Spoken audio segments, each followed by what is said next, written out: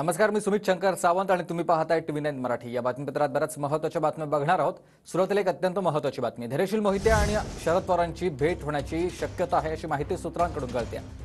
धैर्यशील मोहिते आपली बाजू शरद पवारांकडे मांडणार आहेत। रणजित निंबाळकरांना तिकीट दिल्यानं धैर्यशील मोहिते पाटील नाराज आहेत। माढा लोकसभा मतदारसंघात मोठा ट्विस्ट सध्या पाहायला मिळणार का हे पाहणं महत्त्वाचं असेल। प्रदीप कापसे माझे सहकारी आपल्यासोबत थेट जोडले गेलेले आहेत। प्रदीप, आपण बघतोय धैर्यशील मोहिते पाटील आणि शरद पवारांची भेट होण्याची शक्यता आहे का? अधिकची माहिती।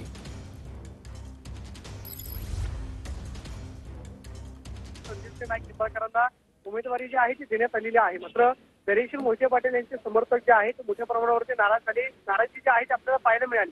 मात्र येत्या 2 दिवसांमध्ये बारामतीमध्ये शरद पवार आणि धैर्यशील मोहिते पाटील यांची भेट जी आहे ती होणार असल्याची माहिती सध्या सूत्रांकडून मिळते। त्या भेटीमध्ये धैर्यशील मोहिते पाटील जे आहेत ते आपल्या उमेदवारी संदर्भात शरद पवारांशी चर्चा करणार असल्याची माहिती मिळते।